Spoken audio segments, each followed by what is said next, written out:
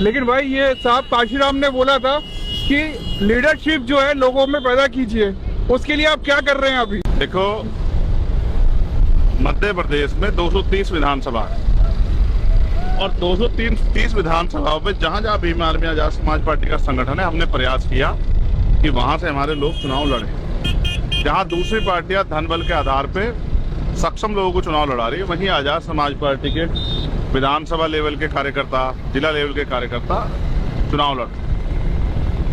मैंने उनको इसलिए भी नहीं रोका चुनाव लड़ने से, क्योंकि अभी वो सीखेंगे। अभी हमारे लोग राजनीति को उस तरह समझते नहीं। राजनीति करना कोई बच्चों का खेल नहीं है। ज्यादातर लोग पहली बार लड़ रहे हैं। हाँ, राजनीति करना कोई बच्चों का खेल नहीं है। राजनीति करने के लिए देश में जो लोग राज कर रहे हैं वो लंबे समय तक राजनीति कर रहे हैं और हमारे लोग नए हैं, तो जैसे धीरे धीरे सीखेंगे, सीख के आगे बढ़ेंगे। इसलिए मैंने उनको नहीं रोका। मगर मैं मानता हूँ कि इस चुनाव के बाद बहुत सारे नए लोग तैयार हो जाएंगे जो राजनीति को समझेंगे और राजनीति करने के लिए तैयार होंगे। और जिस दिन हमारे लोग राजनीति करने के लिए तैयार हुए, तब उस दिन मध्य प्रदेश और देश में कमजोर वर्गों का राज होगा। अभी तो राजनीतिक लोग कम, ठेकेदार लोग ज्यादा हैं। काशीराम साहब कहते थे कि असली लोकतंत्र या बहुजन राज तब आएगा जब गरीब के बेटे विधायक और सांसद बनेंगे, जब मिशन के काम करने वाले मिशनरी लोग लोकसभा और विधानसभा में जाएंगे। तो हम उस प्रयास को आगे बढ़ाने का काम कर रहे हैं। मैं मानता हूँ ये बहुत आसान काम नहीं है, लेकिन ये बहुत मुश्किल भी नहीं है, क्योंकि साहब ने तो कहा ना, तमन्ना अगर सच्चे हो तो रास्ते हजार होते हैं। बिल्कुल। और तमन्ना अगर झूठी तो बहाने हजार होते हैं। आज हम तीन लोग आपके सामने, इधर मैं चंद्रशेखर आजाद, यहाँ दामोदर यादव और आपके पीछे एडवोकेट रविंद्र कुमार भाटी। ये दलित पिछड़ों की संयुक्त लीडरशिप है। इसके परिणाम कितने मजबूत होंगे ये आपको अभी रास्ते में देखने को मिलेगा। मैंने फिर कहा, समाज जब तक समाज जिसके साथ जुड़ जाता है उसको आसानी से छोड़ता नहीं है, और जिसको छोड़ता है उसको पकड़ता नहीं है। धीरे धीरे समाज जुड़ता है, धीरे धीरे समाज जाता है। आज ये जो आप लोग देख रहे हैं, ये पैसे बुलाए की भीड़ नहीं, और ये प्रोग्राम 3 बजे का था और अब तो लगभग 5:15 हो रहे हैं, 5:18 हो रहे हैं। अभी ये लोग सड़कों पे खड़े हैं। ये इस बात का उदाहरण है कि वो कितना प्रेम करते हैं भीम आर्मी संघर्ष से। और मैं लिख के देता हूँ कि दामोदर यादव को धन बल से भी रोक नहीं पाएगी यहाँ की विधानसभा के जो लोग हैं।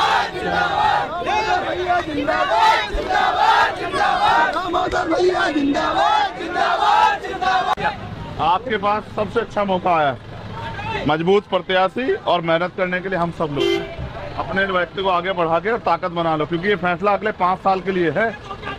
और देखो, नेता बहुत विधायक जीत रहे हैं, तमाम तरह के पहले भी विधायक जीते हैं, लेकिन अगर आपके बीच का नहीं खड़ा हुआ तो आपकी समस्या के लिए कौन लड़ेगा? ढूंढा नहीं मिलेगा आपको राजा महाराजा। राजा महाराजाओं को छोड़ो, लोकतंत्र दिया ना बाबा साहब ने, तो अपनी वो आपके हाथ में ताकत है ना, तो 2 ताकत इस बार। और बाकी काम करने के लिए मैं, दामोदर, रविंद्र भाई, तब सब मिलेंगे आपको मैदान में। ठीक है, आप सबके लिए मंगल कामना है। तो लोकतंत्र में राज के लिए तलवार थोड़ा चलानी है यार, किसी को लाठी थोड़ा ही मारनी है, किसी को अफसर थोड़े कहने हैं। जनता को जोड़ के और उनकी वोट को संगठित करा के अपने प्रत्याशी को दिलानी है। और ये काम इस बार हम बहुत मजबूती से कर रहे हैं। और मेरा विश्वास है कि आजाद समाज पार्टी का खाता सेवड़ा से सबसे पहले खुलेगा। सेवड़ा से आपको यकीन है? पूरा भरोसा है। और मैं ये भी जानता हूँ कि सेवड़ा में हमारे प्रत्याशी को रोकने के लिए भाजपा, कांग्रेस एकजुट हो जाएंगे। अच्छा। हाँ, मैं कह रहा हूँ, एमएलए तो यहाँ बहुत थे, लेकिन जब यहाँ के कमजोर वर्गों पर अत्याचार हुआ, कौन खड़ा था उनके साथ? 2 अप्रैल 2018 का जो अन्याय हुआ, आप जानते हैं, इस क्षेत्र में इंद्रगढ़ में और सेवड़ा में दामोदर यादव उनका नेतृत्व कर रहा था, क्योंकि वो जानता है कि वो हमारे भाई। अच्छा।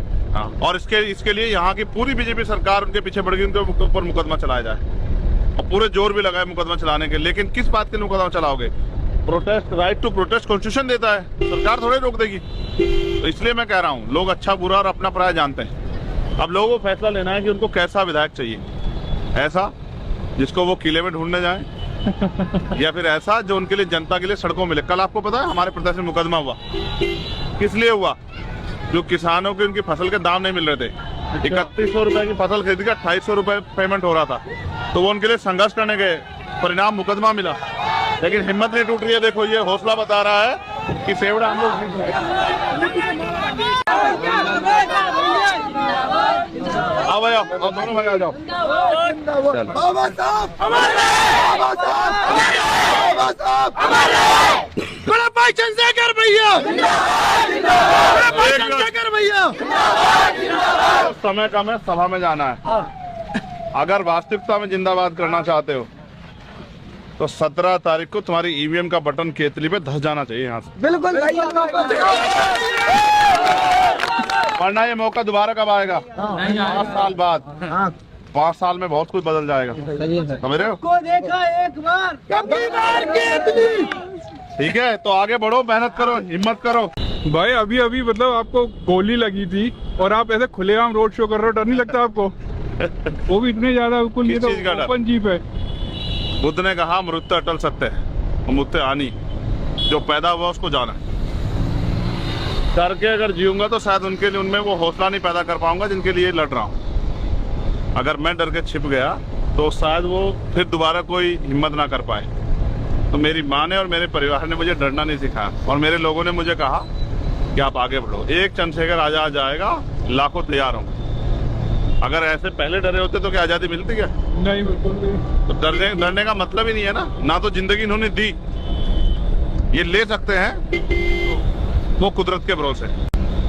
कुछ चीजें प्रकृति के ऊपर छोड़ी है मैंने, कुदरत के। ना मैं कोई गलत काम करता हूँ जो मेरे साथ कोई अन्याय है। हाँ, प्रयास जरूर दुश्मन कर रहे हैं। अगले 10 साल बाद आप देखना, राष्ट्रीय स्तर का हर समाज का नेता आपको आजाद समाज पार्टी के मंच पर दिखाई देगा, और वो नेता होगा जो अपने समाज के हितों के लिए लड़ेगा। हर ये गांव, जैसे जैसे शाम ढलती जाएगी वैसे वैसे भीड़ बढ़ती जाएगी, क्योंकि मेरा मजदूर, मेरा परिवार का व्यक्ति, किसान का मेरा सड़कों पे आ जाएगा, घर आ जाएगा वो। बिल्कुल।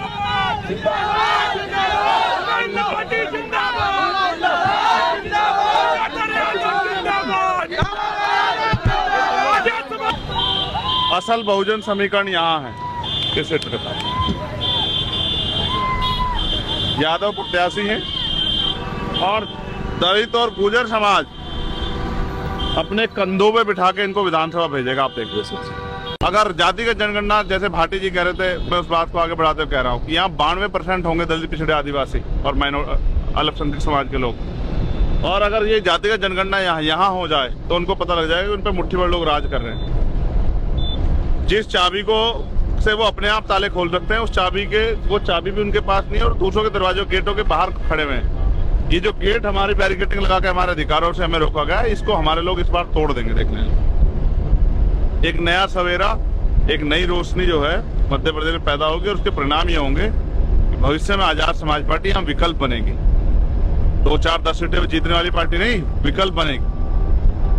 ठीक है, बस वो विश्वास, जो विश्वास अक्सर कई बार टूटा गया, बहुजन के नाम पे जो टूटा, जो आंदोलन एक जाति तक सीमित कर दिया गया जानबूझ के, माननीय काशीराम साहब का सपना ना पूरा हो, महापुरुष लोग सपने ना पूरा हो, उसको, उसके साथ वो छल नहीं होना चाहिए। ईमानदारी से वो काम हो, तो मैं लिख के देता हूँ कि मध्य प्रदेश में एक बहुत बड़ी शक्ति बन सकती है।